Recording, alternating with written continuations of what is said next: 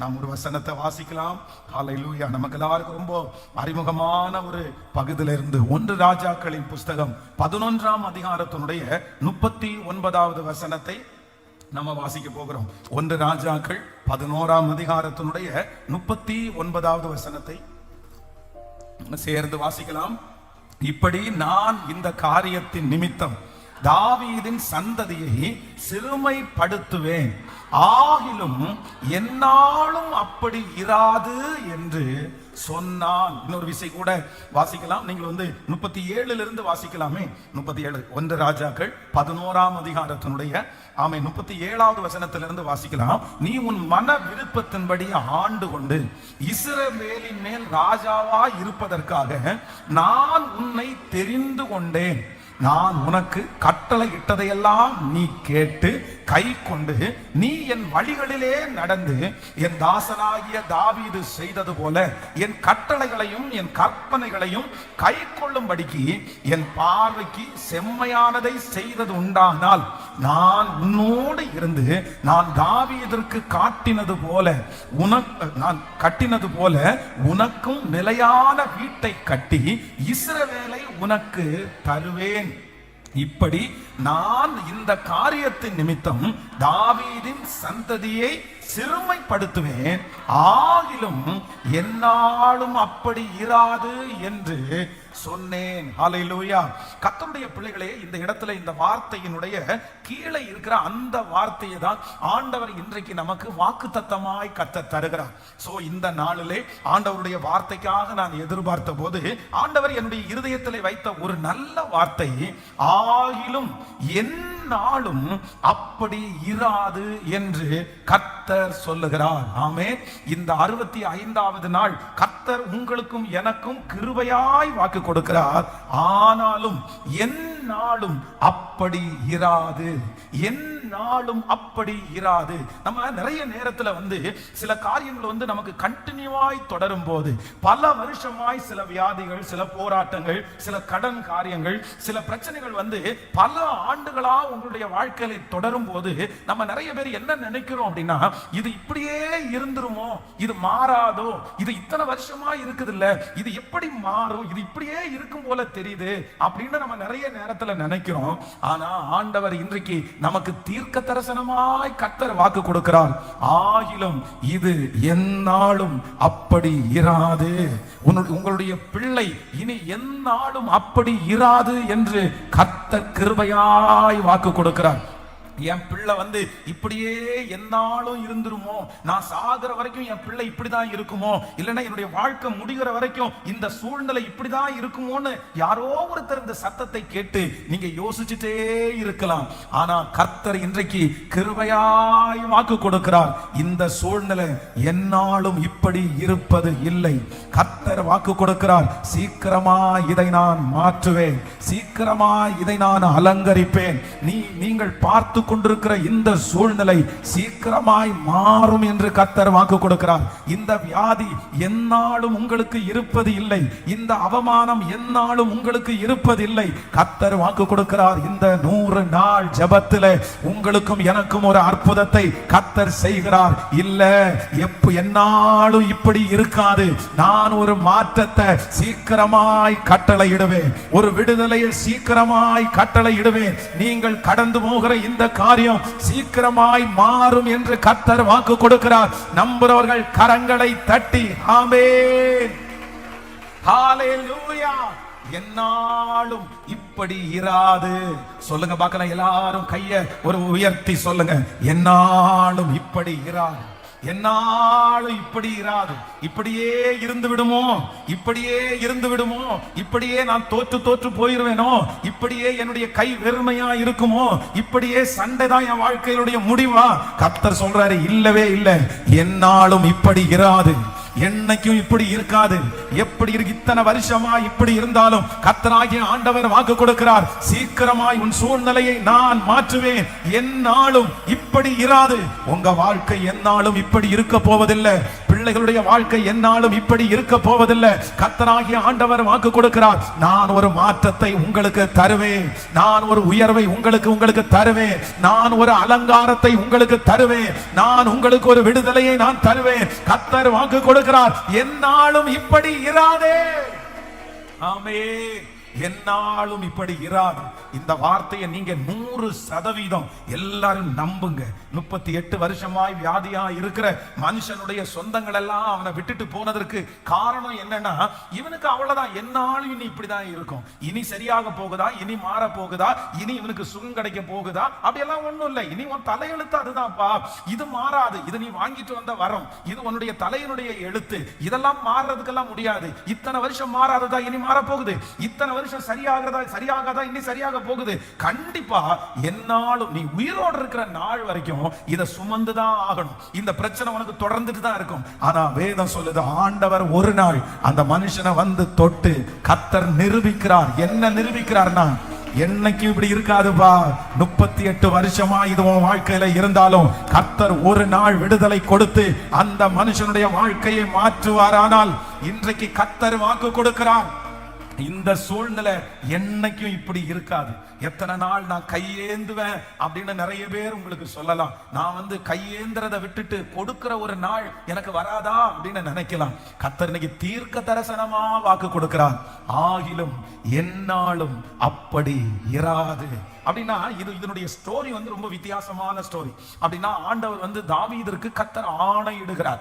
ஆணையிட்டு அவருடைய வம்சத்திற்கே ஆண்டவர் ஆணையிட்டு கொடுக்கிறார். என்ன அப்படின்னா, உன் சந்ததியை நான் நிலைப்படுத்துவேன், உன்னுடைய வம்சத்திலிருந்து ராஜாக்கள் தோன்றுவார்கள், உன்னை யாருமே பிடுங்க முடியாது அப்படின்ற வாக்குத்தத்தத்தை ஆண்டவர் தந்துட்டார். ஆனா அதற்கு பிறகு வந்து சாலோமன் வந்து அரசாட்சி பண்ணும்போது ஆண்டவருக்கு விரோதமா நிறைய தவறுகளை செய்து, அதற்கு பிறகு அவனுடைய மகன் வரும்போது பாத்தீங்கன்னா, இப்ப தாவீது வந்து கட்டி இது எல்லாத்துலயும் ஒரு பெரிய பிரிவினை உண்டாகிறது. அப்பதான் ஆண்டவர் இந்த ஊழியக்காரனை பார்த்து சொல்றாரு, நான் தாவீதுக்கு ஏற்கனவே வாக்கு கொடுத்திருக்கிறேன், ஆனாலும் இப்ப நான் என்ன பண்றேன்னா, உன்னை நான் நம்புறேன், அதிலிருந்து பிரிச்சு உன் கையில நான் கொஞ்சத்தை கொடுக்கிறேன், நீ உண்மையாயிரு, நான் உன்னை ஆசீர்வதிப்பேன்.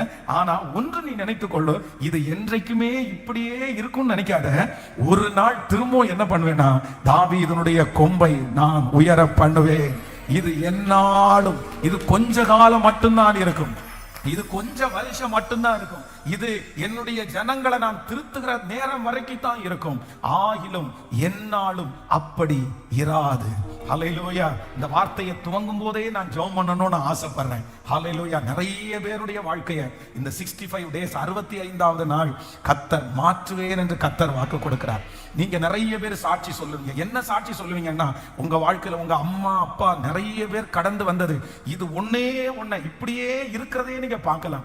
சாபங்களை வந்து தொடர்ந்துட்டு இருக்கிறத நான் பார்க்கலாம். நீங்களும் அதற்குள்ள ஸ்டார்ட் ஆயிருக்கலாம். இப்போ உங்க பிள்ளைங்க அதற்குள்ள ஆரம்பிச்சிருக்கலாம். இது இப்படியே இருக்குமோன்னு நினைச்சு வந்திருக்கலாம். ஆனா இன்னைக்கு நம்ம ஜெபிக்க போறோம். நீங்க சொன்னீங்கல்ல, ஆண்டவரே இது என்னாலும் அப்படி இராதுன்னு சொன்னீங்கல்ல, என்னுடைய வாழ்க்கையில ஒரு மாற்றத்தை நீங்க தந்துதான் ஆகணும். அப்படியே கைகளை உயர்த்தி இந்த வார்த்தையை பேசி கொண்டிருக்கிற தேவனாகிய கர்த்தரை நோக்கி எல்லாரும் சத்தமா, அப்பா என்னாலும் இப்படி இராது. ஆமென். யாரோ ஒருத்தரை பார்த்து கர்த்தர் நேருக்கு நேர் கர்த்தர் என்கவுண்டர் பண்றாரு. இந்த வார்த்தை உங்களுக்கானது தான் அம்மா, ஐயா இந்த வார்த்தை உங்களுக்கான வார்த்தை தான் ஐயா, சிஸ்டர் இது உங்களுக்கான வார்த்தை தான். பாஸ்டர் எனக்கு நம்பிக்கையே இல்லை பாஸ்டர், என்னுடைய ஹோப்பே என்னை விட்டு போயிருச்சு, என்னுடைய தைரியமே என்னை விட்டு போயிருச்சு. 10 டைம் ஏமாத்தியாச்சு பாஸ்டர், இத்தனை டைம் ஏமாத்தியாச்சு பாஸ்டர், ஆனா என் கண்ணுக்கு முன்னாடி இப்ப நம்பிக்கை வர மாட்டேங்குது, என் வாழ்க்கை இப்படியோ இருந்துருமோன்னு எனக்கு பயமா இருக்குது. ஆனா கர்த்தர் திரும்ப திரும்ப வாக்கு கொடுக்கிறாரு, இல்ல நீ பிரிஞ்சு போக வேண்டாம், நீ மனசை தளர விட வேண்டாம். ஆமென். நீ இந்த சூழ்நிலையை பார்த்து கலங்காத, இது என்னைக்கும் இப்படிதான் இருக்கும்னு யாரு சொன்னாலும் பரிசுத்த ஆவியானவர் இன்றைக்கு உங்க கரத்தை பிடித்து கர்த்தர் வாக்கு கொடுக்கிறார், ஆகிலும் இந்த பிரச்சனை இந்த சூழ்நிலை என்னாலும் இப்படி இராதே. சோத்திரம் சொல்லுங்க, அந்த வார்த்தையை நான் நம்புறேன்னு சொல்லுங்க. நீங்க ஜெபிக்க ஜெபிக்க அந்த காரியத்தை கத்தர் ஆரம்பிக்கிறார். நிறைய பேருடைய வாழ்க்கையில அந்த சூழ்நிலையை கத்தர் இன்றையோட மாற்றி கொண்டிருக்கிறார். பிள்ளையினுடைய வாழ்க்கையை இன்றையோடு மாற்றி கொண்டிருக்கிறார். அந்த வியாதியில ஒரு விடுதலையை கத்தர் தந்து கொண்டிருக்கிறார். நல்ல நல்ல அபிஷேகத்துல நிறைஞ்சு ஓ ஹல்லேலூயா. வாலிப தம்பி, இந்த காரியம் இனி எந்நாளிலும் அப்படியே இராது. தங்கச்சி, அப்படியே நீ இருக்க மாட்ட. எஸ் எஸ் ஹல்லேலூயா. இப்பொழுது ஆமே ஆண்டவரே, உம்முடைய வல்லமையுள்ள கரத்தை இந்த சத்தத்தை கேட்கிற ஒவ்வொரு பிள்ளைகள் மேலும் வைத்து, இனி என்னாலும் இப்படி இராது. அந்த தொழில் இனி இப்படி இருக்க கூடாது, ஒரு மாற்றம் வேண்டும். அந்த குடும்பம் இனி அப்படி இருக்க கூடாது, ஒரு மாற்றம் வேண்டும். இனி என்னாலும் அப்படி இராது, என்னாலும் அப்படி இராது. ஹல்லேலூயா. வேதத்துல ஆண்டவர் இப்படி பல காரியத்தை இது இனி இப்படியே இருக்கும்னு நினைச்ச நிறைய காரியத்தை கர்த்தர் கிருபையாய் கர்த்தர் மாற்றுகிறார். எசேக்கியா தீர்க்கதரிசியை பார்த்து நீங்க வேதம் சொல்லும் போது, எலும்புகள் நிறைந்த பள்ளத்தாக்குக்குள்ள ஆண்டவர் அவனை கொண்டு போறார்.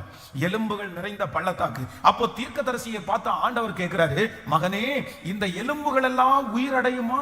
இந்த எலும்புகள் எல்லாம் உயிரடையுமா? இந்த எலும்புகள் எல்லாம் உயிரடைகிறதற்கு வாய்ப்பே இல்லை. என்ன அப்படின்னு சொன்னா, இது எல்லாம் தனித்தனியே இருக்குது. அப்படின்னா கால் ஒரு பக்கத்துல இருக்குது, கை ஒரு பக்கத்துல இருக்குது, நிறைய தலைகள் எல்லாம் இருக்குது, நிறைய மண்டை ஓடுகள் இருக்குது. அப்படின்னா சதை எல்லாம் போயிருச்சு, வெறும் எலும்பு துண்டு தான் இருக்குது. அந்த எலும்பு துண்டும் எல்லாமே மேட்சிங்கா இல்ல. அப்படின்னு சொன்னா ஒரே மனுஷனுடைய எலும்பு துண்டு பெட்டியில வச்சு அடக்கம் பண்ணப்படுது அப்படின்னு இல்லாம, ஒரு பள்ளத்தாக்குக்குள்ளே ஒரு பெரிய ராணுவ வீரர்கள் ஒரு பெரிய ஆர்மி யுத்தத்திற்கு வர்றாங்க. ஆனா இவங்க பள்ளத்தாக்குல வந்த உடனே என்ன நடக்குது அப்படின்னா, அந்த யுத்தத்துல தோற்று போய் அந்த பள்ளத்தாக்கு அவர்களை முழுவதுமாக மூடி விடுகிறது. அவர்கள் பராக்கிரமசாலிகள், அவர்கள் இளம் ஆர்மி உள்ள ஜனங்கள். ஆனா இந்த பள்ளத்தாக்கு அப்படின்னு வந்த உடனே என்னாச்சு அப்படின்னா, பள்ளத்தாக்குல எல்லாருமே தோற்று போயிருக்கிறார்கள். வேதத்துல நிறைய பள்ளத்தாக்குகள் இருக்கிறது. அப்படின்னா கண்ணீரின் பள்ளத்தாக்கு நான் உருவ நடந்து. அப்போ நம்முடைய வாழ்க்கையில நிறைய நேரங்களில் இந்த பள்ளத்தாக்கின் அனுபவத்திற்குள்ள போவோம். அப்படின்னா கீழான காரியத்திற்குள்ள போவோம். பள்ளத்தாக்கின் அனுபவத்திற்கு போகும்போது நிறைய மனிதர்கள் அங்கே மரித்து போகிற அளவிற்கு போயிருக்கலாம். இந்த சத்தத்தை கேட்கிற நீங்களும் உங்க வாழ்க்கையில ஒரு தாழ்வான ஒரு பள்ளத்தாக்கினுடைய அனுபவத்திற்கு ஆண்டவர் உங்களை நடத்தி சென்றதுனால அங்க மேல வர முடியாம, எழும்ப முடியாம, அங்கே ஒருவேளை நீங்கள் மாண்டு போனது போல கிடக்கலாம். ஆனா இப்போ ஆண்டவர் தீர்க்கதரிசியை எழுப்பி கர்த்தர் கேட்கிறார், இது உயிரடையுமான்னு கேட்கிறார். அப்ப அவர் சொல்றாரு, ஆண்டவரே, எனக்கு தெரியாது, என்னுடைய பார்வைக்கு இதுவரைக்கும் அப்படி நடந்தது இல்லை. நான் இந்த எலும்புகள் எல்லாம் இப்படி எழும்பி நின்னதெல்லாம் நான் பார்த்தது இல்லை. அப்பொழுது தேவனுடைய ஆவியானவர் அங்கே ஊற்றப்பட்டு, வேதம் சொல்லுகிறது, முதல்ல அந்த எலும்புகள் எல்லாம் ஒன்றாய் சேர்ந்தது. அதற்கு பிறகு எலும்புகளுக்குள்ளே சதைகள் உண்டாயிற்று. அதற்கு பிறகு பல ஆண்டுகளாக அங்கே மூழ்கடிக்கப்பட்ட அந்த ஆர்மியில் உள்ள அத்தனை பேரும் அப்படியே எழும்பி ஒரு சேனையாய் நின்றார்கள். ஹல்லேலூயா. இனி இது இப்படிதான் இருக்கும். எலும்பு கூட மாறினதுக்கு அப்புறம் எப்படி இது சரியாகும்? எலும்பு கூட மாறினதுக்கு அப்புறம் மனுஷன் உருவெடுத்து வருவானா அப்படின்னு நிறைய பேருக்கு நம்பிக்கை இல்லை. இது இனி இப்படிதான் இருக்கும் அப்படின்னு நினைச்சாங்க. ஆனா கர்த்தர் எப்பவுமே அப்படி இருக்க போகிறது இல்லை. அந்த எலும்புகள் நிறைந்த பள்ளத்தாக்குல கர்த்தருடைய ஆவியானவர் ஊற்றப்படுவது உண்மையானால், உங்களுக்குள்ள பள்ளத்தாக்கு நடுவிலே ஆமே டெட் பாடியை போல இருக்கிற, எலும்புகளை போல இருக்கிற, நடைபிணமாய் அலைந்து கொண்டிருக்கிற, இனி இந்த பள்ளத்தாக்கிலிருந்து வெளியே வர முடியாது என்று நினைக்கிற அத்தனை பேரை பார்த்தும் கர்த்தர் திரும்பவும் வாக்கு கொடுக்கிறார், இல்ல, இது என்னாலும் இப்படி இருக்க போவது இல்ல. இந்த எலும்புகளுக்குள்ளே சதைகள் உண்டானது போல உங்க வாழ்க்கையில மறுபடியும் அந்த சதைகளை கர்த்தர் உண்டு பண்ணுவார். நீங்கள் மறுபடியும் ஒரு சேனையாய் எழும்பி நிற்பீர்கள். நம்புறவங்க நல்ல கரங்களை விசுவாசத்தோட தட்டி, இது என்னாலும் இப்படி இருக்க போவது இல்லை, இது என்னாலும் இப்படி இருக்க போவது இல்லை. காலங்களை மாற்றுகிற கர்த்தர், ஆமென். இது என்னாலும் இப்படியே இராது. சரித்திரமே இல்லாத ஒரு எலும்பு கூடுக்கு ஆண்டவர் என்ன பண்றார் அப்படின்னு சொன்னா, ஒரு ஜீவனை கொடுத்து ஒரு சேனையாய் கர்த்தர் நிறுத்துகிறார். எலும்புகளை கர்த்தர் ஒரு மனுஷனா உருவாக்க முடியுமானால் நான் விசுவாசிக்கிறேன், என்னாலும் இது இப்படியே இராது. உங்களுடைய எலும்புகளுக்கு கர்த்தர் ஜீவன் கொடுக்க வல்லவராய் இருக்கிறார். நெடு நாட்களுக்கு முன்பாக பள்ளத்தாக்கின் அனுபவத்திற்குள்ளே போய் எலும்புகளாய் மாற்றப்பட்ட சில தரிசனங்களுக்கு ஆண்டவர் மீண்டும் உயிரை கர்த்தர் தரப்போகிறார். அந்த பள்ளத்தாக்குகளிலிருந்து வெளியே வர முடியாமல் யாரெல்லாம் அதுல அமிழ்ந்து போனீர்களோ, இது என்னாலும் இப்படி இராது. சொல்லுங்களேன், ஒரு 10 டைம் சொல்ல போறோம். இது இனி என்னாலும் இப்படி இராது, ஆயிலும் என்னாலும் இப்படி இராது. நான் என்னாலும் இப்படி இருக்க மாட்டேன். என் பிள்ளை என்னாலும் இப்படி இருக்க போவது இல்லை. என் தொழில் என்னாலும் இப்படி இருக்க போவது இல்லை. என் ஆவிக்குரிய வாழ்க்கை என்னாலும் இப்படி இருக்க போவது இல்லை. என் குடும்பம் இனி என்னாலும் இப்படி இருக்க போவது இல்லை. என் சரீரம் என்னாலும் இப்படி இருக்க போவது இல்லை. ஒரு மாற்றத்தை தருகிற கர்த்தர் என் கூட இருக்கிறார். ஒரு மாற்றத்தை தருகிற கர்த்தரை நான் ஆராதிக்கிறேன். ஒரு மாற்றத்தை தருகிற தேவனை ஆராதிக்கிறேன். இயேசுவே, இப்போ சாங்ஷன் பண்ணுங்க ஆண்டவரே. இந்த விசுவாச வார்த்தை என் பிள்ளையினுடைய வாயிலிருந்து புறப்படும் போதே நெடுநாள் காத்திருக்கிற அந்த காரியம் கைகூடி வரட்டும். அநேக நாட்களாக ஜெபித்துக் கொண்டிருக்கிற அந்த காரியம் கைகூடி வரட்டும். இயேசுவே, அந்த கண்ணீர் மாற்றப்படட்டும். ஹல்லேலூயா. எத்தனையோ பேர் பார்த்து சொல்றாங்களே, ஆண்டவரே இது இப்படியே தான் இருக்கும், இது நீ தேராது அப்படின்னு சொல்றாங்களே. இனி போதகரை வருத்தப்படுத்த வேண்டாம், இனி போதகரை வருத்தப்படுத்த வேண்டாம். இது இனி இப்படிதான், இது அவ்வளவுதான், இது முடிஞ்சிருச்சு. இனி இது பழைய நிலைமைக்கு மாறாது, இது இனி புதிய ஒரு நிலைமைக்கு மாறாது அப்படின்னு சொல்லும் போது அந்த மரித்த லாசருவை உயிரோட எழுப்பி இனி இது என்னாலும் அப்படி இராது என்கிற வார்த்தையை உறுதிப்படுத்தின கர்த்தர் உங்களுக்கு. ஹல்லேலூயா. உங்களுடைய வீடுகளில் கண்டிப்பா இந்த வசனத்தை எழுதி வச்சிருங்க. நீங்க பார்க்கிற இடத்துல இந்த வசனம் இருக்கணும். என்ன வசனம் இருக்கணும் அப்படின்னா, இது என்னாலும் இப்படி இராது. ஒரு மாற்றத்தை கொடுக்கிற கர்த்தர் நமக்கு முன்பாய் கடந்து போகிறார். ஆண்டவருடைய பிள்ளைகளே, இந்த வசனத்தை நான் தியானிச்சு கொண்டிருக்கும் போதே வேதத்துல நம்ம மத்தேயு எழுதின சுவிசேஷம் 14ஆம் அதிகாரத்துல ஆண்டவர் ஒரு பெரிய சூழ்நிலை மாற்றத்தை இந்த இடத்துல ஆண்டவர் தருகிறார். சோ அந்த காரியத்தை நம்ம தியானிச்சு அதுல இருக்கிற ஒரு 3 காரியத்தை உங்களோட சொல்லி உங்களுக்காக ஜெபித்து முடிக்க போகிறேன். மத்தேயு எழுதின சுவிசேஷம் 14ஆம் அதிகாரத்தினுடைய 34வது வசனத்தை வாசிக்கலாமா? மத்தேயு எழுதின சுவிசேஷம் 14ஆம் அதிகாரத்தினுடைய 34வது வசனம். பின்பு அவர்கள் கடலை கடந்து கனசரேத் நாட்டில் சேர்ந்தார்கள். அவ்விடத்து ஆமென் மனுஷர் அவரை இன்னார் என்று அறிந்து சுற்றுப்புறம் எங்கும் செய்தியை அனுப்பி பிணிகாளியர்கள் எல்லாரையும் அவரிடத்தில் கொண்டு வந்து அவருடைய வஸ்திரத்தின் ஓரத்தை ஆகிலும் அவர்கள் தொடும்படி உத்தரவாக வேண்டும் என்று அவரை வேண்டிக் கொண்டார்கள். தொட்ட யாவரும் சொஸ்தமானார்கள். ஹல்லேலூயா. இன்னொரு விஷயம் கூட அந்த 34வது வசனத்தை வாசிக்கும் போது, பின்பு அவர்கள் கடலை கடந்து கனசரேத் நாட்டில் சேர்ந்தார்கள். ஹல்லேலூயா. நான் நம்புகிறேன் இன்றைக்கு ஆண்டவர் என்னாலும் இப்படி இராது அப்படின்னு சொல்ற ஆண்டவர் நமக்கு கொடுக்கிற சம்பவம் என்ன அப்படின்னா, அவர்கள் கடலை கடந்து கனசரேத் நாட்டிற்கு சேர்ந்தார்கள். கடலை கடந்து கனசரேத் நாட்டிலே சேர்ந்தார்கள். நாம் விசுவாசிக்கிறேன், நம்முடைய ஆண்டவர் கடலிலே நம்மளை மூழ்கடிக்கிறவர் அல்ல. கடலிலே நம்முடைய பிரயாணத்தை நிறுத்தி விடுகிறவர்கள் அல்ல. எத்தனை புயல் அடிச்சாலும் எத்தனை மழை வந்தாலும் நான் நம்புகிறேன் கடலை கடக்கக்கூடிய பலனை நமக்கு தருகிறவர் நம்மோடு இருக்கிறார். நான் ஆண்டவருடைய வார்த்தையை உங்களுக்கு முன்னாடி சொல்லுகிறேன். யாராவது ஒருத்தருக்கு கர்த்தர் பேசலாம், நீங்கள் கடலை கடப்பீர்கள்.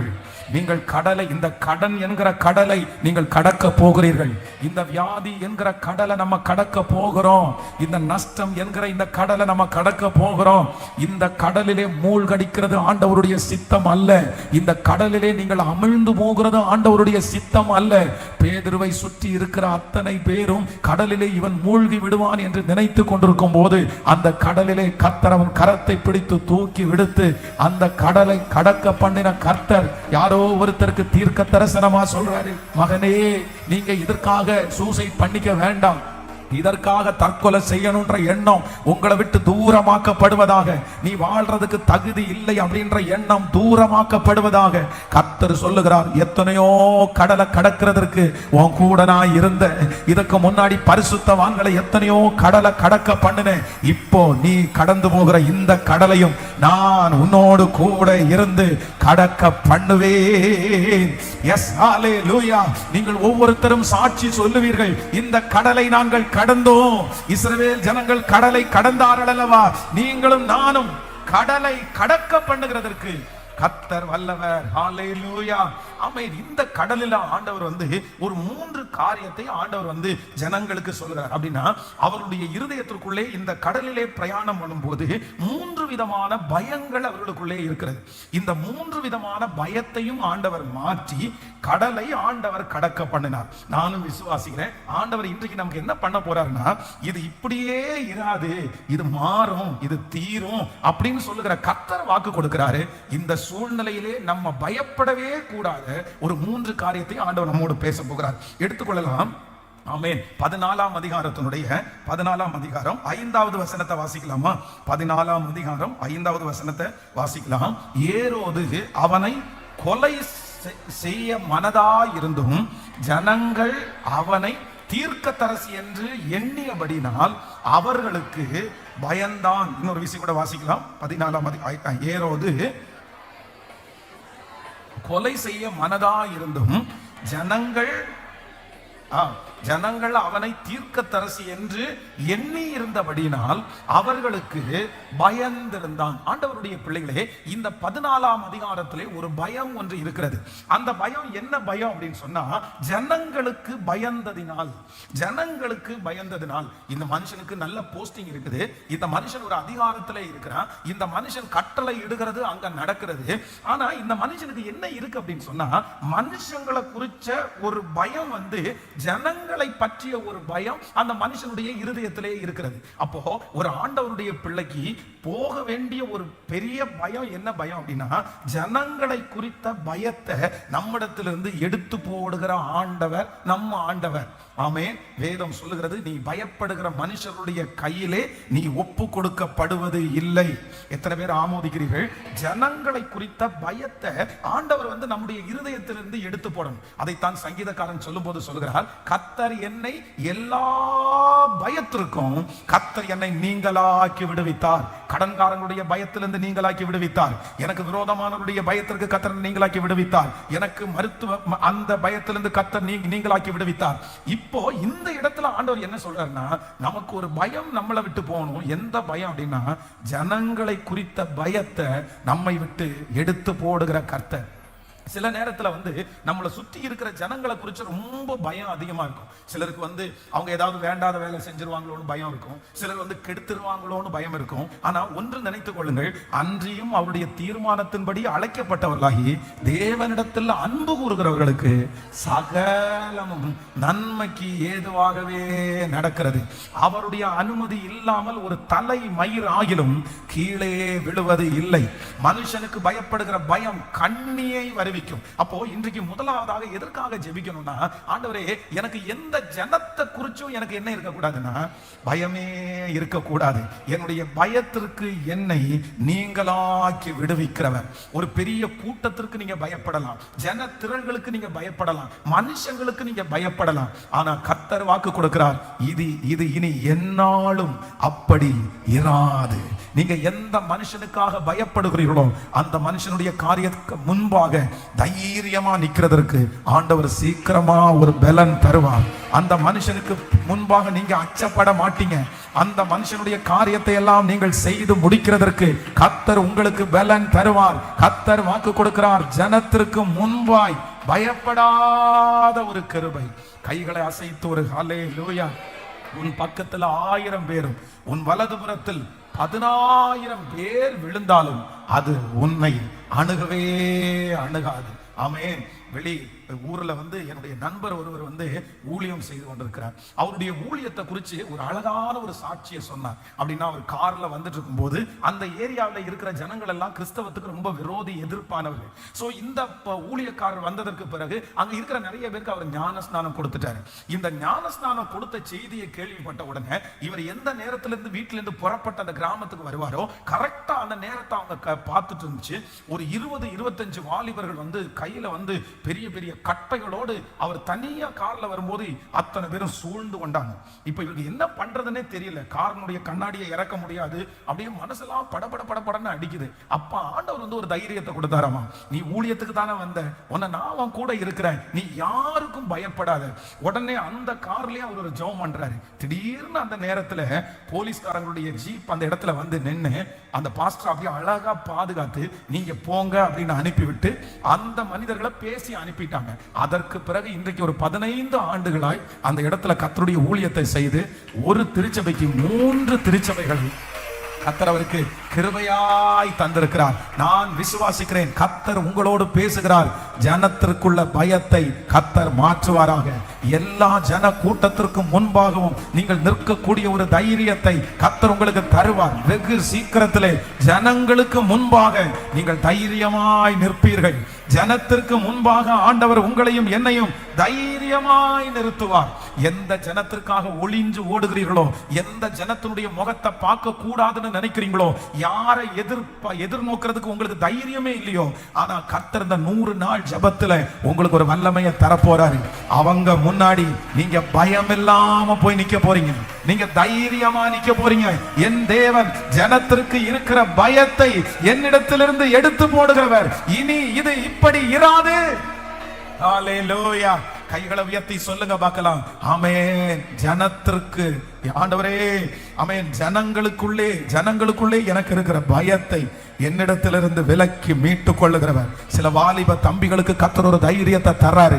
தங்கச்சி, உனக்கு ஆண்டவர் தைரியத்தை தர்றாரு. உன் ஆபீஸ்ல நிக்கிற அத்தனை பேருக்கு முன்னாடியும் தைரியமா நிக்கக்கூடிய பலனை கர்த்தர் தர்றாரு. அந்த தெருவுல பலனை தைரியமா நிக்கக்கூடிய பலனை கர்த்தர் தர்றாரு. அந்த சொந்தக்காரங்களுக்கு முன்பாக நீ பயப்படாம தைரியமாய் நிக்கக்கூடிய அந்த தைரியத்தை கர்த்தர் உங்களுக்கு கிருபையாய் தருகிறார். கேளுங்க. ஆமென். என்னை தைரியப்படுத்துகிற கர்த்தர். ஹல்லேலூயா. எல்லாரும் இன்னைக்கு காரியத்திற்காக ஜெபிங்கள். இனி இது இப்படி இராது. எனக்கு ஜனத்தின் நடுவில் இருந்த பயத்தை என்னிடத்திலிருந்து எடுத்து போடுகிறவர். சோ இரண்டாவதாக இந்த 14வது அதிகாரத்துல ஆண்டவர் வந்து நம்மிடத்திலிருந்து நீக்கும்படியாய் ஆண்டவர் நினைக்கிற இரண்டாவது பயம் என்னன்னா, 14ஆம் அதிகாரத்தினுடைய 26வது வசனத்தை வாசிக்கலாமா? 14ஆம் அதிகாரம் 26வது வசனத்தை வாசிக்கும் போது, அவர் கடலின் மேல் நடக்கிறதை சீசர்கள் கண்டு கலக்கம் அடைந்து ஆவேசம் என்று சொல்லி பயந்ததினால் அலறினார்கள். இன்னொரு விஷயம் கூட வாசிக்கலாம். ஆமென். அவர் கடலின் மேல் நடக்கிறதை சீசர்கள் கண்டு கலக்கம் அடைந்து ஆவேசம் என்று சொல்லி பயந்ததினால் அலறினார்கள். இப்போ இந்த இடத்துல என்ன நடக்குது அப்படின்னு சொன்னா, கடல்ல இந்த கப்பல் வந்து நடு கடல்ல இருக்கிறது.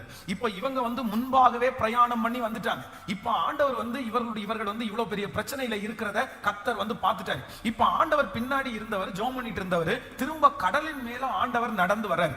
இந்த கடலின் மேல நடந்து வருகிறத சீடர்கள் எல்லாம் கண்ட உடனே என்ன நினைச்சாங்களாமா, ஆவேசம் என்று சொல்லி பயந்ததினால். அப்படின்னா ஒரு பிசாசு வருது, ஆனா கஷ்டமா தான் இருக்கும். நடு ராத்திரியில கடல் வந்து அப்படியே கொந்தளிச்சிட்டு இருக்குது, காத்து அடிச்சிட்டு இருக்குது, மழை வந்துட்டு இருக்குது. அந்த மலைக்கு நடுவுல ஒருத்தர் வெள்ளையும் சொல்லையுமா நல்ல தாடியை வச்சுட்டு அப்படியே நடந்து வந்தா எப்படி இருக்கும்? அப்படியே யாருக்குனாலும் என்னதான் இருக்கும்? பயமா தான் இருக்கும். ஏன் இந்த பயம் இவர்களுக்குள்ள வருது அப்படின்னு சொன்னா, அவரை குறித்த, ஆண்டவரை குறித்த சரியான வெளிப்பாடு அவர்களுக்கு இல்லை. இது இயேசு தான் வர்றாரு, நம்முடைய தகப்பனார் தான் வர்றாரு, அவர் தான் கடல் மேல நடந்து வர்றாரு என்ற அந்த வெளிப்பாடு அவர்களுக்குள்ள இல்லாததுனால அவர்களுக்குள்ள என்ன வருது அப்படின்னா பயம் வருகிறது. இப்போ இரண்டாவது, ஆண்டவருடைய பிள்ளைகளே, நம்ம எந்த பயத்திற்காக நம்ம ஜெபிக்கணும்னா, ஆண்டவரே எனக்கு வெளிப்பாடு இல்லாததுனாலே உண்டாகிற பயத்திற்கு ஆண்டவர் உங்களை நீங்களாக்கணும். நம்ம நிறைய விஷயங்களுக்கு பயப்படுகிறதுக்கு காரணம் என்னன்னா, அதை குறித்து சரியான வெளிப்பாடு நமக்கு சொல்லுங்க, நமக்கு வெளிப்பாடு இல்ல. இப்ப பாருங்களேன், 7 மடங்கு அக்கினி சூளை ஏத்துனதுக்கு பிற்பாடும் சாத்ராக் மேஷாக் ஆபேத்நேகோ என்ன பண்ணல? ஏன் பயப்படல? ஏன் பயப்படலன்னா, அந்த நெருப்பை குறித்து அவர்களுக்கு ஒரு வெளிப்பாடு, அவருக்கு ஒரு வெளிப்பாடு இருந்துச்சு. கண்டிப்பா ஆண்டவர் நம்மளை கைவிட மாட்டாரு. அப்படி ஒருவேளை இந்த நெருப்புல நம்மளை சுட்டரிச்சாலும் நம்ம இங்க எரிஞ்ச அடுத்த நிமிஷத்துல எங்க போயிருவோம்? அந்த வெளிப்பாடு கிடைச்சதுனால அதுல பயம் வரல. தானியேலை குறித்து வேதம் சொல்லுது, சிங்க கெபிக்குள்ள போடுறோம். அத்தனை பேருமே டெய்லி காலையில எந்திரிச்சு, என்ன நீ ரொம்ப சந்தோஷமா இருக்கிற, எத்தனை நாள் நினைக்கிற உன்னை சிங்க கெபிக்குள்ள போட போறாங்க அப்படின்னு சொல்லும்போது தாவீதுக்கு அதை குறிச்ச பயமே வரல. ஏன் பயம் வரல அப்படின்னா, நான் இடைவிடாமல் ஆராதிக்கிற என் தேவன் சிங்கங்களுடைய வாய்க்கு என்னை தப்புவிக்கிறதற்கு வல்லவராயிருக்கிறார். இந்த சிங்க கெபில என்ன போடுறது, என்ன அழிக்கிறதுக்கு இல்ல, கண்டிப்பா இதுக்கு நன்மை தான் இருக்கும். இதன் மூலமா ஆண்டவர் ஏதோ ஒன்றை செய்ய போகிறார் என்கிற ஒரு பெரிய வெளிப்பாடு வந்துருச்சு. இன்னைக்கு நான் இந்த பலிபீடத்திலிருந்து கர்த்தருடைய வார்த்தையை சொல்றேன். ஆண்டவருடைய பிள்ளைகளே, உங்க சோதனையை குறிச்ச ஒரு பெரிய வெளிப்பாடு ஆண்டவர் உங்களுக்கு தரட்டும். உங்களுடைய வியாதியை குறிச்ச ஒரு பெரிய வெளிப்பாடு உங்களுக்கு தரட்டும். நீங்க இப்ப கடந்து போகிற இந்த பாதையை குறிச்ச ஒரு வெளிப்பாடு ஆண்டவர் உங்களுக்கு தரட்டும். ஏன்னா இப்பொழுது நீங்கள் கடந்து போகிற இந்த சூழ்நிலைகள் வந்து அந்த வெளிப்பாடை மட்டும் நீங்க கண்டுபிடிச்சிட்டீங்கன்னா நீங்க பயப்படவே மாட்டீங்க. அது நிச்சயமாய் தீமைக்காக இருக்காது, நன்மைக்காகவே இருக்கும். ஹல்லேலூயா. கைகளை உயர்த்தி எத்தனை பேர் ஆண்டவரிடத்துல சொல்ல முடியும், எனக்கு என்ன தாங்க, என்ன தாங்க, நான் பயப்படாம இருக்கிறதுக்கு என்ன வேணும்? இது திடீர்னு உங்களுக்கு வந்து ஒரு விபத்து நடக்குது, திடீரென்று ஒரு ஹாஸ்பிட்டலைஸ் ஒரு சூழ்நிலை வருது. ஆனா நீங்க பயப்படாம இருக்கணும்னா உங்களுக்குள்ள என்ன வரணும்? என்ன உடனே ஒரு வெளிப்பாடு வரணும். இந்த பிரச்சனை அதெல்லாம் கர்த்தர் ஒரு நன்மைக்காக தான் அனுமதிப்பாரு. அவர் ஏதோ ஒண்ணு செய்யறாரு.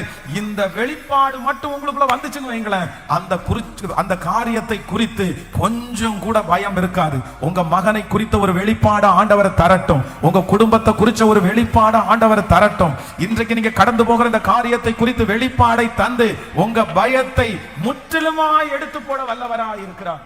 ஹல்லேலூயா.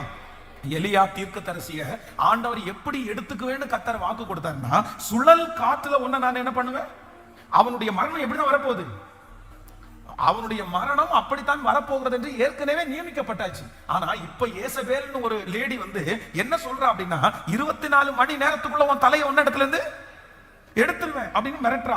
அப்போ அந்த வெளிப்பாடா தெரிஞ்சிருந்தாருன்னு வச்சுக்கோங்களேன், ஐயோ நம்முடைய மரணம் எல்லாம் இந்த அம்மா வெட்டி எல்லாம் நம்ம தலையை சாய்க்க முடியாது, ஆண்டவர் ஏற்கனவே நமக்கு சொல்லியிருக்காரு நம்ம சுழல் காற்றுல எடுத்துக்கொள்ளப்பட போறோம் அப்படின்ற வெளிப்பாடு இருந்திருந்துச்சுன்னா இந்த தீர்க்கதரிசி சுருண்டு போய் என்ன பண்ணிருக்க மாட்டாரு சொல்லுங்க, படுத்திருக்க மாட்டாரு, பயப்பட்டிருக்க மாட்டாரு. அப்போ ஆண்டவருடைய பிள்ளைகளே, இன்றைக்கு நமக்கு நிறைய பேருடைய பயத்திற்கு காரணம் என்ன தெரியுமா? பயத்திற்கு காரணம் என்னன்னா, அந்த பிரச்சனையை குறிச்ச வெளிப்பாடு நமக்கு, அந்த பிரச்சனையை குறிச்ச வெளிப்பாடு நமக்கு இல்ல. ஆண்டவரே, என்னுடைய பயத்தை எடுத்து போடுவதற்கு எனக்கு ஒரு கிருபையை கொடுங்க, என் பிரச்சனையை குறித்த ஒரு வெளிப்பாடை ஆண்டவர் தருவீராக. ஹல்லேலூயா. கோயம்புத்தூர் பட்டணத்திற்கு கண்டிப்பாக ஊழியத்திற்காக நான் வந்திருக்கவே முடிஞ்சிருக்காரு. அதற்கும் நமக்கும் சம்பந்தமே இல்லை. என்னுடைய ஊழிய லிஸ்ட்ல வந்து எத்தனையோ ஊரை நான் வச்சிருந்திருக்கிறேன். இந்த ஊர்ல ஊழியம் செய்யணும், இந்த ஊர்ல ஊழியம் செய்யணும். ஆனா கோயம்புத்தூர் அப்படின்ற ஒரு லிஸ்ட்டை நான் போடவே இல்லை. ஆனா ஆண்டவர் வந்து என்னுடைய ஊழியத்தை எங்க தான் வச்சிருந்திருக்கிறாருன்னா, இந்த கோயம்புத்தூர்ல தான் வச்சிருந்திருக்கிறாரு. இந்த கோயம்புத்தூர்ல கர்த்தர் எனக்கு ஊழியம் வச்சிருந்ததுனால 2004வது வருஷம் என்ன ஒரு மிகப்பெரிய பாதைக்குள்ள கர்த்தர் கொண்டு போனாரு. அப்படியே பெரிய வியாதியான ஒரு சூழ்நிலை, அன்னைக்கு மஞ்ச காமால வருது, எத்தனையோ டைம் ட்ரீட்மெண்ட் பார்த்து சரியாகல. அப்ப என் மனசுக்குள்ள என்ன இருந்துச்சுன்னா, ஒரு பயங்கரமான பயம் என்ன ஆளுக செஞ்சிருச்சு. ஐயோ, இந்த வியாதியில நம்ம செத்துருவோமோ, இந்த வியாதி நம்மளை கொன்றுமோ, நம்ம எப்படி எழும்ப போறோம் தெரியலையே, நம்ம என்ன ஊழியம் செய்ய போறோம் தெரியலையே, என்னென்னமோ பயம் வந்துருச்சு. ஆனா இன்றைக்கு பிரசங்கம் பண்ணும்போது தான் தெரியுது, அன்னைக்கு அந்த வெளிப்பாடு இருந்துச்சுன்னா 2004வது வருஷம் அந்த வியாதி வரும்போது இதுல ஒரு நன்மை இருக்கும்யா, நம்மளை எங்கேயோ ஆண்டவர் கொண்டு போகிறதுக்கு சித்தம் பண்றாரு, அதுக்காக தான் இந்த பாதையை அனுமதிச்சிருக்கிறாருன்னு தெரிஞ்சிருந்தாருன்னா அந்த பயத்திற்கு நான் நீங்களா இருப்பேன்ல. அதனால இன்றைக்கு இந்த சத்தத்தை கேட்கிற ஒவ்வொரு ஆண்டவருடைய பிள்ளைகளை, கர்த்தர் உங்களை நடத்துகிற பாதையில நீங்க பயப்படாதீங்க. கர்த்தரிடத்துல வெளிப்பாட மட்டும் கேளுங்க. உங்க பிள்ளைய இந்த சூழ்நிலையில நடத்துறதற்கு ஒரு நோக்கம் உண்டு. உங்களை இந்த பாதையில நடத்துறதற்கு கர்த்தருக்கு ஒரு நோக்கம் உண்டு. அந்த வெளிப்பாட கர்த்தர் நமக்கு தருவாராக. எத்தனை பேர் ஜெபிக்க போறீங்க? எனக்கு என்ன தாருங்க ஆண்டவரே? கேட்கல, சத்தமா சொல்லுங்க. அந்த வெளிப்பாடு கிடைச்சிச்சுன்னா பயப்படவும் மாட்டீங்க, கலங்கவும் மாட்டீங்க. பயப்படவும் மாட்டீங்க, கலங்கவும் மாட்டீங்க. ஆமென். அப்போஸ்தலனாகிய பவுலுடைய கையில விரியன் பாம்பு கவ்வி பிடிக்கும் போது அவருக்கு உடனே என்ன வந்துருச்சு? ஹலோ, என்ன வெளிப்பாடு வந்துச்சு? பிரசங்கத்துக்கு தாட்டு கிடைச்சிருச்சியா? பிரசங்கத்துக்கு நமக்கு இந்த விரியன் பாம்பு கையில கடிக்கிறதுக்கு காரணம் என்னன்னா, ஆண்டவர் சுவிசேஷம் சொல்றதுக்கு ஒரு நல்ல வாசலை ஏன்னா அதுக்கு முன்னாடி அந்த கிரேத்தா தீவாருடைய கண்களுக்கு அப்போஸ்தலனாகிய பவுலும் கூட இருக்கிறவங்களும் எப்படி தெரியுறாங்க? ரொம்ப பரிதாபமா தெரியுறாங்க. ஒருவேளை இந்த இந்த விரியன் பாம்பு கையை கவ்வி பிடிக்கிறதுக்கு முன்னாடி அப்போஸ்தலனாகிய பவுல் வந்து சுவிசேஷம் சொல்லி இருந்தா அங்க இருக்கிறவங்க என்ன சொல்லிருப்பாங்க தெரியுமா? ஏண்டா உன் வாழ்க்கையே, ஹலோ, உங்க வாழ்க்கையை நாங்க தானடா காப்பாத்தணும், நீ என்னமோ அதை இதையும் பிடிச்சி வந்து கரை சேர்த்த, நான் உங்களை உட்கார வச்சு உங்களுக்கு சூடேத்தி இப்ப ஜீவனோட வச்சிருக்கிறோம், நீ என்னமோ கடவுள் காப்பாத்திட்டார் அப்படின்னு சொல்றேன்னு மதிச்சிருக்க மாட்டாங்க.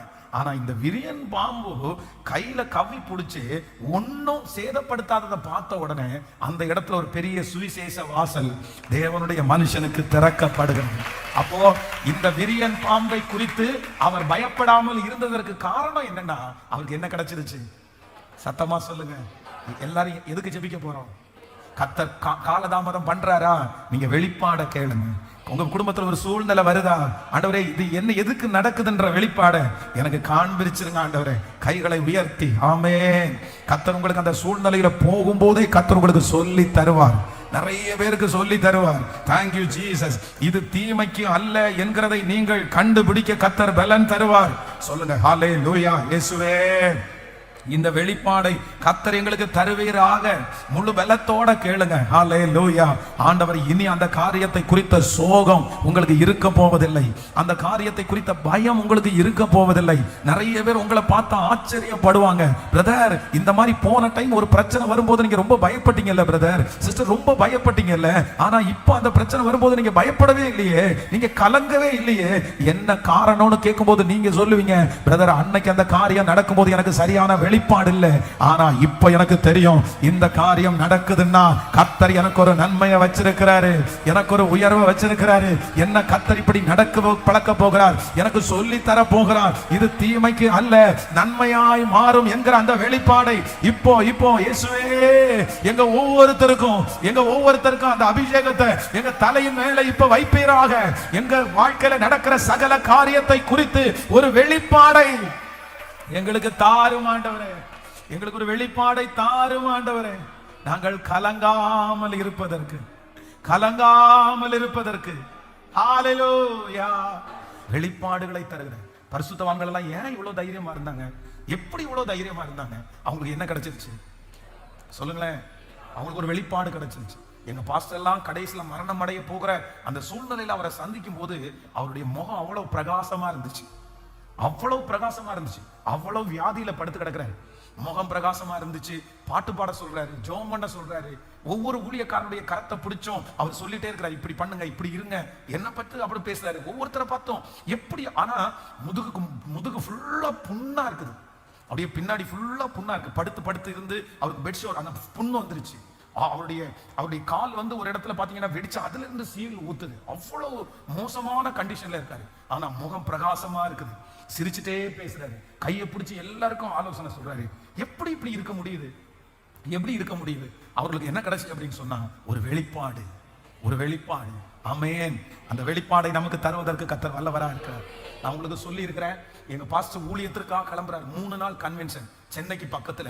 கிளம்பும் போது எங்க சர்ச்சில் இருக்கிற அந்த ஒரு சில முக்கியமானவர்களை கூப்பிட்டு சொல்றாரு, அம்மா நல்லா இருக்காங்க, அவங்க அம்மா சுகமா இருக்காங்க, அம்மா இறந்துட்டாங்க அப்படின்னு சொன்னா நீங்களே அடக்கம் பண்ணிருங்க அப்படின்றாரு. எல்லாருக்கும் என்னடா இவர் போகும்போது இப்படி சொல்லிட்டு போறாரு அப்படின்னு சொன்னா, கரெக்டா அவர் போய் ஒரு நாள் கன்வென்ஷன் முடிக்கிறாரு. அடுத்த நாள் பாத்தீங்க அப்படின்னு சொன்னா அம்மா சிக்காதுறாங்க, இறந்துட்டாங்க. அப்ப அவர் வந்து 2வது நாள் கன்வென்ஷன் இருக்காரு, இல்ல நீங்க பாத்துங்க நான் முடிச்சதுக்கு அப்புறம் வந்துடுறேன் அப்படின்ட்டு முடிச்சதுக்கு அப்புறம் வந்தாங்க. எப்படி இப்படி சொன்னீங்கன்னு கேட்டா, அது ஒண்ணும் இல்ல, நான் கிளம்புற அன்னைக்கு நான் ஜெபம் பண்ணிட்டு இருந்தேன், அப்ப கொஞ்ச நேரம் லைட்டா எனக்கு தூக்கம் வந்துருச்சு, நான் தூங்கும் போது ஒரு சொப்பன மாதிரி ஒன்று பார்த்தேன், ஒரு ஒயிட் கலர் கார் அப்படியே நம்ம சர்ச்சுக்கு முன்னாடி வந்து நிக்குது, அந்த காருக்குள்ள ஒருத்தர் வந்து ஓட்டிட்டு இருக்காரு, அவர் வந்து எங்க அம்மா வந்து கூப்பிடுறாரு, எங்க அம்மா போய் கார்ல போய் உட்கார்றாங்க, உட்கார்ந்த உடனே என்ன பார்த்து டாட்டா காமிச்சு நான் வரண்டா அப்படின்னு சொல்றாங்க. நானும் டாட்டா காமிச்சேன். அப்பவே நான் டிசைட் பண்ணிட்டேன், அம்மாவுக்கு பரலோக ராஜ்யம் போறதுக்கு டைம் வந்துருச்சு அப்படின்னு சொல்லி அவ்வளவு எனக்கு ஆச்சரியமா இருந்துச்சு. பாருங்க, ஆண்டவர் வந்து எவ்வளவு பெரிய வெளிப்பாடுகளை கத்த தராரு. இன்னொரு தேவ மனுஷன் மதுரை பக்கத்துல வந்து அவருடைய மனைவி இறந்துட்டாங்க, கணவனார் இருக்கிறாரு, டெய்லி பைபிள் எழுதுகிற வழக்கம் உங்களுக்கு சொல்லியிருக்கான்னு நினைக்கிறேன். அந்த பைபிளை எழுதிட்டே இருக்கும்போது ஒரு நாள் எழுதுறாரு, என்ன எழுதுறாரு அப்படின்னா, நல்ல போராட்டத்தை போராடினேன், ஓட்டத்தை முடித்தேன், விசுவாசத்தை காத்துக்கொண்டேன், இது முதல் நீதியின் கிரீடம் எனக்காக வைக்கப்பட்டிருக்கிறது அப்படின்னு அதுல பேப்பர்ல அந்த அவருடைய டைரியில எழுதி வச்சுட்டு பேனாவை வச்சுட்டு ஒரு டம்ளர் தண்ணி குடிச்சிட்டு படுத்துட்டாரு. அவ்வளவுதான், காலையில வந்து தட்டி எழுதுறா இறந்துட்டாரு. அவர் கடைசியில் எழுதின வார்த்தை என்ன வார்த்தை அப்படின்னா, நல்ல போராட்டத்தை போராடினேன், ஓட்டத்தை முடித்தேன், விசுவாசத்தை காத்துக்கொண்டேன். எப்படி இருக்கு பாருங்களேன். அப்போ நம்முடைய ஆண்டவர், நீங்க ரொம்ப ஆண்டவரோட நடந்துட்டீங்கன்னா உங்களுக்கு ஆண்டவர் கொடுக்கிற பெரிய பரிசு என்ன தெரியுமா? வெளிப்பாடு. கர்த்தர் வெளிப்பாடுகளை கர்த்தர் தருவார். அந்த காரியம் நடக்கும் போது உங்க மைண்டுக்குள்ள ஒண்ணு ஓடும், உங்க சிந்தைக்குள்ள ஒண்ணு ஓடும். அதுதான் கர்த்தரால் அனுப்பப்படுகிற வெளிப்பாடு. ஹல்லேலூயா. அப்போ யோசேப்பு வந்து சிறை பிடிக்கப்பட்டு கொண்டு போனதுக்கு அப்புறம் கூட அந்த மனுஷனால எப்படி இருக்க முடிஞ்சிருச்சுன்னா அவனுக்கு ஒரு வெளிப்பாடு கிடைச்சிருச்சு.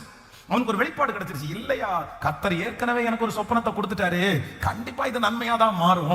அந்த வெளிப்பாடு அந்த மனுஷனுக்குள்ள இருந்ததுனால அந்த மனசு சோர்ந்து போகவே இல்லை. பிரதர், ஏதோ ஒரு ஊர்ல ஏதோ ஒரு நாட்டுல கூட இல்லைன்னா நீங்க ரொம்ப கஷ்டப்பட்டுட்டு இருக்கலாம். என்ன அந்த பயத்தினுடைய உச்சகட்டத்துல இருக்கலாம். இது என்னமாய் முடியுமோ, இந்த பிரச்சனை எப்படி முடியுமோ, இந்த தனிமை என்னைக்கு மாறுமோ. நான் நம்புறேன் ஆண்டவர் உங்களுக்கு வெளிப்பாடு கொடுத்துட்டாருன்னு வச்சுக்கோங்களேன், அந்த பயம் உங்களை விட்டு கடந்து போய்விடும். ஹல்லேலூயா, ஹல்லேலூயா. என்னுடைய எல்லா பயத்திற்கும் என்னை நீங்களாக்கி விடுவிக்கிறவர். இனி எப்பொழுதும் இப்படி இராது. சொல்லுங்கள், இனி எப்பொழுதும் இப்படி இராது. இனி எப்பொழுதும் இப்படி இராது. இன்னொரு டைம் கூட ஜெபம் பண்ண போறோம். யாரெல்லாம் நஷ்டப்பட்டீங்களோ, யாரெல்லாம் கடன்களில் இருக்கிறீங்களோ, யாரெல்லாம் பெரிய பெரிய சிக்கலுக்குள்ள இருக்கிறீங்களோ, அத்தனை பேரும் ஜெபம் பண்ணுங்க. எதுக்கு ஜெபம் பண்ணுங்கன்னா, இது ஏன் நடந்துச்சுன்னு எனக்கு ஒரு வெளிப்பாடு கேட்கல. சத்தமா சொல்லுங்க, இது எனக்கு கண்டிப்பா எனக்கு ஒரு வெளிப்பாடு வேணும். நான் நம்புறேன் கர்த்தர் உங்க மனசோட பேசுவாரு, மனசோட பேசுவாரு. இந்த நஷ்டம் எதனால வந்துச்சுன்னு கர்த்தர் உங்களுக்கு வெளிப்பாடு தருவாரு. ஜோஷுவா வந்து அத்தனையும் வெற்றியை அடைஞ்சு இடையில பாத்தீங்கன்னா ஒரு தோல்வி வருது. தோல்வி வந்த உடனே யுத்தத்தை ஸ்டாப் பண்றாரு. நிறுத்துங்கப்பா, யாருமே எங்கேயும் போக வேண்டாம், யாருமே இங்க உட்காருங்க. முதல்ல என்ன தெரியணும் அப்படின்னா, இது ஏன் நடந்துச்சு, இது யாரால நடந்துச்சு, இது நடக்கிறதுக்கு என்ன காரணம், கொண்டு வாங்க. எல்லாரையும் வம்சமா நிறுத்துங்க. ஒரு மிகப்பெரிய ப்ராசஸ். பரவாயில்ல, டைம் ஆனா கூட பரவாயில்ல. அப்ப கண்டுபிடிக்கிறாங்க. ஆகான் என்கிற ஒருவன் சாபத்தீடானதை வச்சிருக்கிறான். கண்டுபிடிச்சு அதை ரெடி பண்ணதுக்கு அப்புறம் திரும்ப அவங்க எழும்பி அடுத்த யுத்தத்துக்கு போறாங்க. அப்ப ஆண்டவருடைய பிள்ளையே, இது ஏன் நடந்துச்சுன்ற வெளிப்பாடு இல்லாம அடுத்த ஸ்டெப் எடுத்து வைக்காதீங்க. உங்கள என்ன மிஸ்டேக்னு ஆண்டவர் சொல்லி தருவாரு, எதுல நம்ம தவறணும்னு ஆண்டவர் சொல்லி தருவாரு. நம்முடைய ஆண்டவர் யார் அப்படின்னா, அவர் வெளிப்படுத்துகிற தேவனா இருக்கிறார். கையை உயர்த்தி நான் சொல்றேன், அவருடைய வல்லமை இன்னும் குறைஞ்சு போகல, அவருடைய வல்லமை இன்னும் குறைஞ்சு போகல. அவர் இன்னும் ஜீவிக்கிறார். அவர் இன்னைக்கு இந்த நாளில் நிறைய பேருக்கு அந்த வெளிப்பாட கர்த்தர் தரப்போறார். ஆமென். தவறான வெளிப்பாடு அல்ல, கர்த்தரே உங்களிடத்துல கர்த்தர் நேரடியா பேச போறாரு. உங்க மகனை குறிச்ச கலக்கம் இப்ப மாற போகுது, உங்க குடும்பத்தை குறிச்ச கலக்கம் இப்ப மாற போகுது. காரணம், அதை குறிச்ச வெளிப்பாடுகளை கர்த்தர் தருவார். இதுக்காக தான் இந்த காரியம் நடக்குது, இதுக்காக தான் இந்த காரியத்தை நான் செய்றேன். ஜெபம் பண்ண ஆரம்பிங்களேன். இந்த செய்தி நடுவில் அப்பா ஸ்தோத்திரம் ஸ்தோத்திரம் ஸ்தோத்திரம் ஸ்தோத்திரம். அந்த வெளிப்பாடு வந்த உடனே ஒரு தைரியம் வருது, அந்த வெளிப்பாடு வந்த உடனே ஒரு விசுவாசத்தை கர்த்தர் நமக்கு கட்டளை இடுகிறார். ஸ்தோத்திரம் ஸ்தோத்திரம் ஸ்தோத்திரம். அந்த கலக்கம் முழுவதுமாய் மாறுகிறது. அந்த வெளிப்பாடு வந்தவுடனே துக்கம் நீங்கி ஆறுதல் அடைகிறார்கள். அந்த வெளிப்பாடு வந்த உடனே அந்த காரியத்திற்கு தங்களை கமிட் பண்ணக்கூடிய கிருபையை கர்த்தர் தரார். ஏசப்பா, எனக்கு அந்த வெளிப்பாடை தருவீராக. எது நடந்தாலும் எனக்கு அந்த வெளிப்பாடு வரட்டும்பா. நீங்க காமிச்சு கொடுத்தீங்கல்ல ஆண்டவரே, பரிசுத்தவான்களுக்கு காமிச்சு கொடுத்தீங்கல்ல ஆண்டவரே. இந்த 100 நாள் ஜெபத்துல நான் சாட்சி சொல்லணும். கர்த்தர் எனக்கு வெளிப்படுத்தினார், ஆண்டவர் எனக்கு சொன்னார். கர்த்தர் சொன்ன உடனே எனக்கு பயம் விலகிருச்சு, எனக்கு துக்கம் மாறிடுச்சு. கர்த்தர் எனக்கு சொன்னபடியே வெளிப்படுத்தினபடியே இன்றைக்கு என் குடும்பத்தை ஆசீர்வதிக்கிறார்னு சாட்சி சொல்லுகிறதற்கு கர்த்தர் பலன் தருவீராக. ஹல்லேலூயா. ஆமென். பாட போற அந்த அற்புதர். ஆமென். எத்தனை துன்பங்கள் நம்மில் வந்த போதிலும் மீட்ட இயேசு அற்புதர். என்னென்ன தொல்லைகள் என்னை சூழ்ந்த போதிலும் என்னை காத்த இயேசு அற்புதர். உலகத்தில் இருக்கிறவனிலும் எனக்குள் இருக்கிறவர் பெரியவர், அற்புதர். ஹல்லேலூயா. நீங்க தொழில் செய்கிற இடத்துல, வேலை செய்யற இடத்துல நாளைக்கு காலையில போய் நிக்கணும். நஷ்டமாயிருச்சா, வருமானம் குறைவா வருதா, பழைய பிசினஸ் இல்லையா, பழைய பணப்பழக்கங்கள் குறைவா இருக்குதா, போய் நின்னு கேளுங்க. ஏன், நான் என்ன செய்யணும், நான் எப்படி இதை பண்ணணும், எனக்கு வெளிப்பாட கொடுங்க, எனக்கு சொல்லி தாருங்க. நான் நம்புறேன் கர்த்தர் உங்களுக்கு அழகா ஆண்டவர் சொல்லி தருவார், கிருபையாய் சொல்லி தருவார். அவர் வெளிப்படுத்துகிற கிறிஸ்து. ஆமென். ஊழியத்துல வளர்ச்சியை பார்க்க முடியாத சூழ்நிலையில் அப்படிதான் ஒரு நாள் ரொம்ப அழுது ஜெபம் பண்ணிட்டே இருக்கிற ஆண்டவரே, ஏன் இந்த ஊழியத்தை இன்னும் சிறப்பா உங்களுக்காக செய்யறதுக்கு என்ன பண்ணணும், நான் எப்படி ஜெபம் பண்ணணும், நான் எப்படி ஊழியம் செய்யணும். அப்படி ஜெபம் பண்ணிட்டே இருக்கிறேன். திடீர்னு பாத்தீங்கன்னா ஒரு சனிக்கிழமை ஒரு பாஸ்டர் போன் பண்றாரு. அப்படின்னா ஒரு RS புரத்துல ஒரு பாஸ்டர்ஸ் மீட்டிங் நடக்குது. 100 ரூபாய் நான் ஏற்கனவே ஒரு பாஸ்டருக்காக கட்டிட்டேன், அவர் வரல, அந்த ஒரு டிக்கெட் ஃப்ரீயா இருக்கு, நீங்க வர்றீங்களா அப்படின்னு. நான் புக் பண்ணல, எனக்கு தெரியாது, எனக்கு அந்த ஐடியாவும் இல்லை. திடீர்னு அவர் கூப்பிட்டு பெருநாய்க்கம் பாளையத்துல பாஸ்டர், சரி நான் வரேன்னு சொல்லிட்டு அவசரமா ரெடி ஆகி இன்னொருத்தருடைய டிக்கெட்ல நான் போறேன் அந்த பாஸ்டர்ஸ் மீட்டிங்க்கு. அந்த பாஸ்டர்ஸ் மீட்டிங்ல அவங்க அனௌன்ஸ் பண்றாங்க 1800 பாஸ்டர்கள் நம்மத்திலே வந்திருக்கிறார்கள் அப்படின்னு அனௌன்ஸ் பண்றாங்க. ஆனா எனக்கு சொல்லுவேன், அந்த 1800 பேருக்கு இல்ல, என் ஒரே ஒருத்தருக்காக தான் அந்த பாஸ்டர்ஸ் மீட்டிங் நடந்தது. என் ஒருத்தனுக்காக போய் ஒரு 10:30 மணிக்கு உள்ள என்ட்ராகிறேன். 10:30 மணில இருந்து திருப்பி 2 மணிக்கு 1:45 மணிக்கு சாப்பிடறதுக்காக அனுப்பி விடுறாங்க.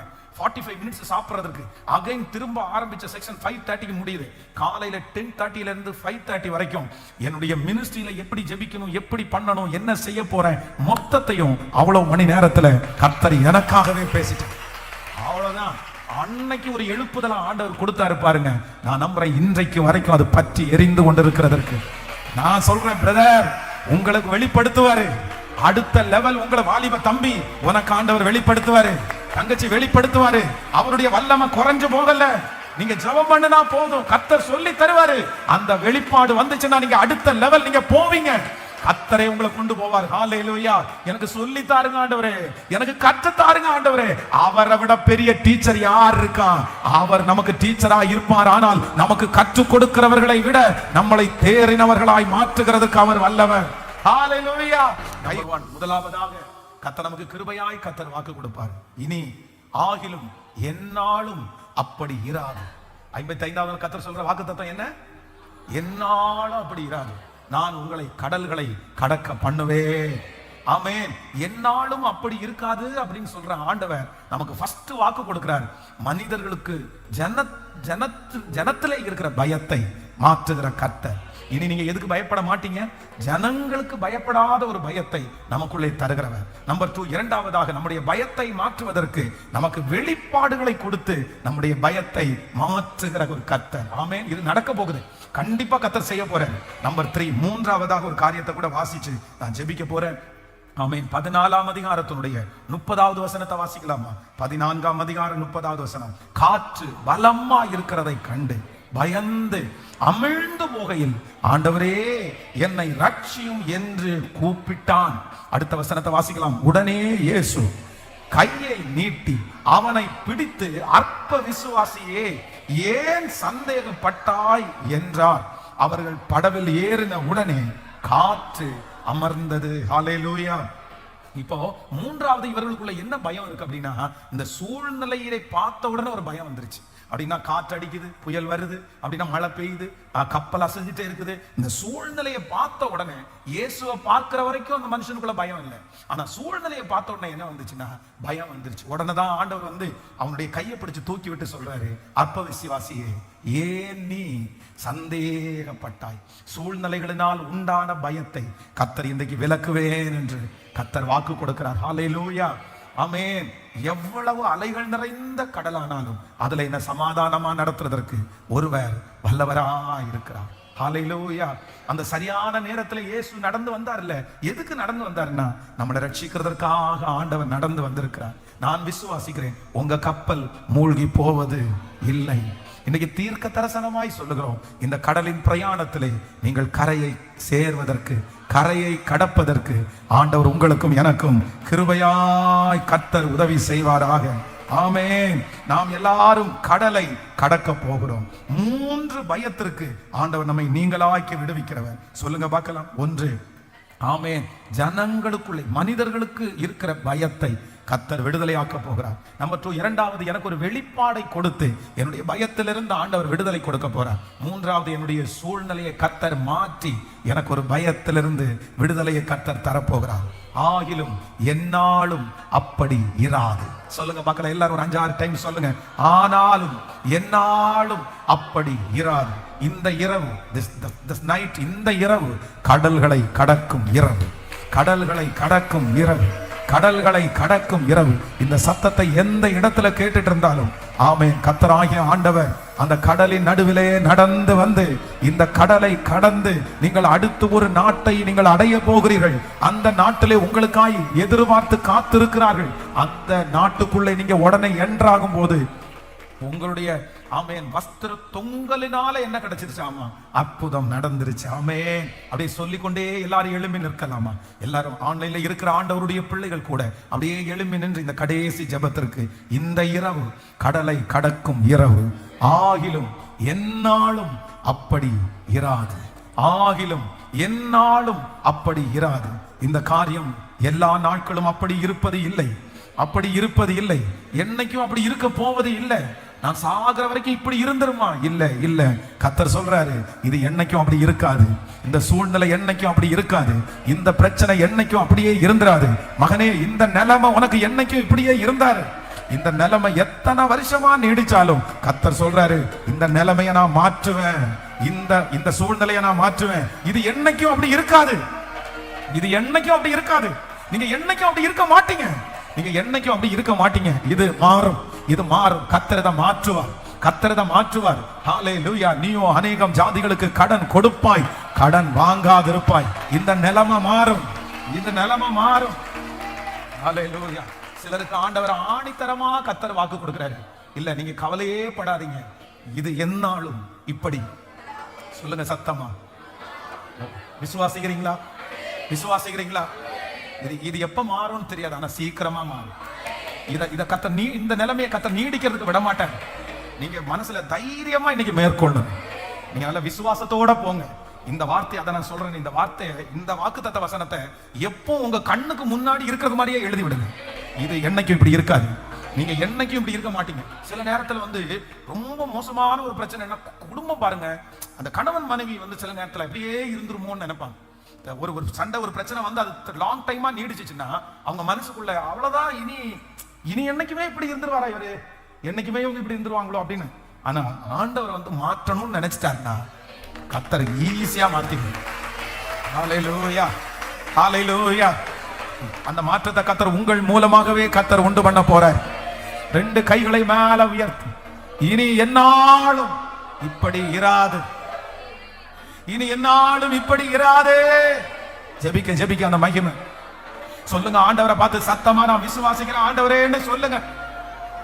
ஹல்லேலூயா. கர்த்தர் அநேக ஆண்டவருடைய பிள்ளைகளுக்கு தீர்க்க தரிசனமாய் கர்த்தர் வாக்கு கொடுக்கிறார். இது எந்நாளும் இப்படி இராது, இது எந்நாளும் இப்படி இராது, இது என்னைக்கு இப்படி இருக்க போவது இல்ல. ஆண்டவருடைய பிள்ளையே, இந்த சூழ்நிலை மாறும். இந்த சூழ்நிலையை மாற்றுகிற ஒருத்தர் உங்களோடு கூட இருக்கிறார். இல்ல இல்ல இல்ல, இது மாறும், இது கடந்து போகும். கர்த்தர் கைய பிடிக்கிறாரு, கர்த்தர் கைய பிடிச்சு கடலை கர்த்தர் கடக்க பண்றாரு. இல்ல, உங்க அப்பாவுக்கு தொடர்ந்து இருக்கலாம், அம்மாவுக்கு தொடர்ந்து இருக்கலாம், ஆனா ஏசப்பா இன்னைக்கு வாக்கு கொடுக்கிறார், நீ கலங்காத, இது என்னைக்கும் இப்படி இருக்க போவது இல்ல. சோத்திரம் ஐயா.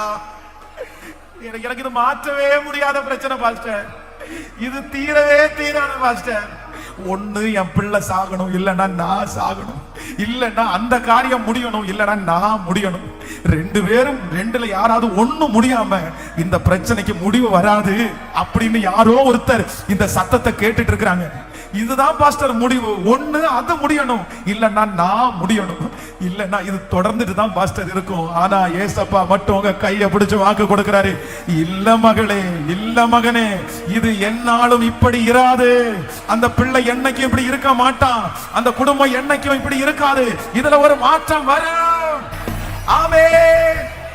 ஆகிலும் எந்நாளும் இப்படி இராது, ஆகிலும் எந்நாளும் இப்படி இராது. இதோ கர்த்தரால் அனுப்பப்படுகிற ஒரு காற்று, கர்த்தரால் அனுப்பப்படுகிற ஒரு காற்று அந்த எலும்புகள் நிறைந்த பள்ளத்தாக்கிலே, ஐயோ ஆண்டவரே, நான் இந்த கண்ணீரின் பள்ளத்தாக்குல போனதுனால அந்த பள்ளத்தாக்கு என்ன மூடிருச்சு, அந்த பள்ளத்தாக்கு என்ன அமுக்கிருச்சு, அந்த பள்ளத்தாக்குல நான் அமிழ்ந்து போயிட்டேன். அந்த பள்ளத்தாக்கின் பிரச்சனை என்ன சாவடிச்சிருச்சு, என்ன எலும்பு கூட மாறிடுச்சு. நானும் ஒரு ஆர்மி மேன் தான், நானும் ஒரு வெலன் உள்ளவன் தான். ஆனா இந்த பள்ளத்தாக்கின் அனுபவத்திலிருந்து என்னால எழும்ப முடியல. இந்த பள்ளத்தாக்கின் அனுபவம் என்ன முற்றிலுமாய் கடையாக்கிருச்சு. இப்போ நிறைய பேரை பார்த்து இதுக்கு முன்னாடி இந்த இடத்துல செத்து போன இந்த ஆர்மி இவங்க எல்லாரும் திரும்ப உயிரோட வருவாங்களா? எப்படிங்க வருவாங்க? அது அப்படியே தான் கிடக்கும். அந்த எலும்பு கூடு இனி மக்காது, இனி அப்படியே தான் கிடக்கும். ஆனாலும் கர்த்தருடைய வார்த்தை கடந்து வந்து ஆகிலும் என்னாலும் அது அப்படி இராது. அந்த எலும்பு கூடுக்குள்ள தேவனுடைய பிரசன்னம் வந்து சதைகள் உருவாகி நரம்புகள் உருவாகி அந்த ஆர்மி திரும்ப நின்றது போல இப்போ இந்த சத்தம் தொனிக்கப்படுகிற ஒவ்வொரு பிள்ளைகளுக்கும் அப்படிப்பட்ட அற்புதம் நடக்க போகிறதற்காய் ஸ்தோத்திரம்.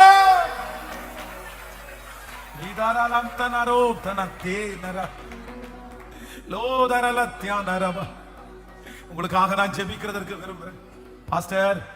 இன்னைக்கு சொன்னப்பட்டிருக்கிற வார்த்தை முழுக்க முழுக்க எனக்காக தான் பாஸ்டர். நான் தான் நினைச்சிட்டு வந்தேன், இது எத்தனை வருஷமா இப்படியே இருக்குது, இனி இப்படியே இருந்துருமோ, இது இப்படியே இருந்துருமோ, நானும் என்னென்னமோ பண்ணி பார்த்துட்டேன். ஆனா என் மனசுக்குள்ள அப்படிதான் தோணுது, இது இப்படியே இருந்துருமோ, நான் இப்படியே இருந்துருவேனோ. ஒரு நாள் சந்தோஷப்படுறேன், 10 நாள் துக்கப்படுறேன். என் மனசுக்கு அது ரொம்ப ஸ்ட்ரெஸ்ஸா இருக்கு பாஸ்டர். எனக்கு என்னமோ ஒண்ணு அது சாகணும், இல்லைன்னா நான் சாகணும். ரெண்டுல ஏதாவது ஒண்ணு முடியாம இந்த பிரச்சனை முடிவுக்கு வராதுன்னு யார் மனசுல நினைச்சிட்டு வந்து ஏசப்பா என் கூட தான் பேசினாரு.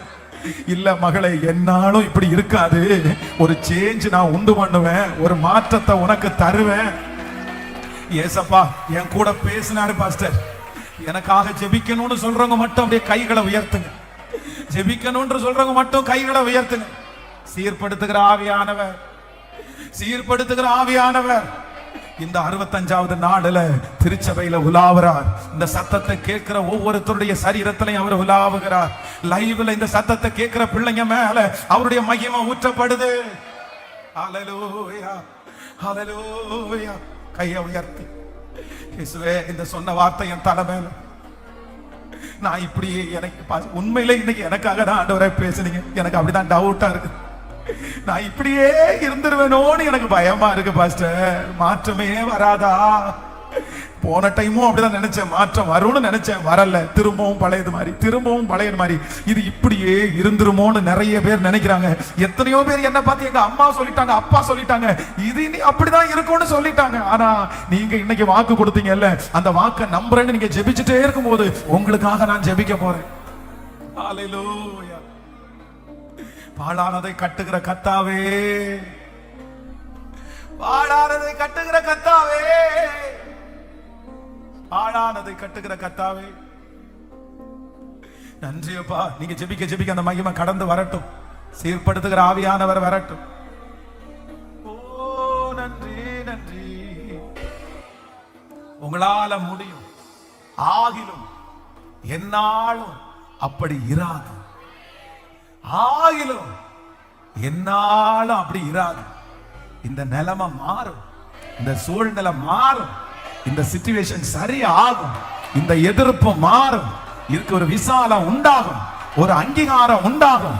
என்னாலும் இப்படி இராது, என்னாலும் இப்படி இராது. நீங்க சொன்ன நல் வார்த்தை ஆண்டவரே. திருச்சபையில இருக்கிற பிள்ளைகள், ஆன்லைன் மூலமா இந்த சத்தத்தை கேட்கிற பிள்ளைகள், இன்னைக்கு 65வது நாள் வரையிலையும் உங்க தயவு எங்களை கொண்டு வந்துருச்சையா. உங்க வார்த்தை எங்களுக்கு நேரா பேசப்பட்டுட்டே இருக்கியா. இல்ல, இது உங்க வார்த்தை, இது ஒரு மனுஷனுடைய வார்த்தை இல்ல. அதனால உங்க வார்த்தை எதுக்கு கடந்து போதோ அந்த காரியத்தை செய்யாம திரும்பி வராதுன்னு எங்களுக்கு தெரியும். உங்க வார்த்தை காதேஸ் வனாந்தரத்தை 2ஆ பிளக்கும், பெண் மான்களை ஈனும்படி செய்யும். அந்த வார்த்தை இப்போ எந்தெந்த காதுல எல்லாம் தொனிக்குதோ அவங்க அத்தனை பேருக்கும் அற்புதம் நடக்கட்டும்பா, நடக்கட்டும்பா, நடக்கட்டும்பா. எங்க கிருபையின் கரங்களிலே முழுவதுமாய் தாழ்த்துகிறோம். இயேசுவின் மூலம் ஜெபம் எடுக்கிறோம் நல்ல பிதாவே, ஆமென். என் ஆத்துமாவே கர்த்தரை ஸ்தோத்திரி, என் முழு உள்ளமே அவர் பரிசுத்த நாமத்தை ஸ்தோத்திரி. என் ஆத்துமாவே கர்த்தரை ஸ்தோத்திரி. கர்த்தர் செய்த சகல உபகாரங்களையும் மறவாது. நம்முடைய ஆண்டவராகிய இயேசு கிறிஸ்துவின் கிருபை, பிதாவாகிய தேவனுடைய அன்பு, பரிசுத்த ஆவியானுடைய அந்யோன்ய ஐக்கியம் நம் அனைவரோடும் இன்றும் என்றும் கூட இருப்பதாக. Amen. Hallelujah, hallelujah. Praise the lord, praise the lord, praise. நான் அல்ல இயேசுவே என்னில் வாழ்கின்றார், இனி நான் அல்ல இயேசுவே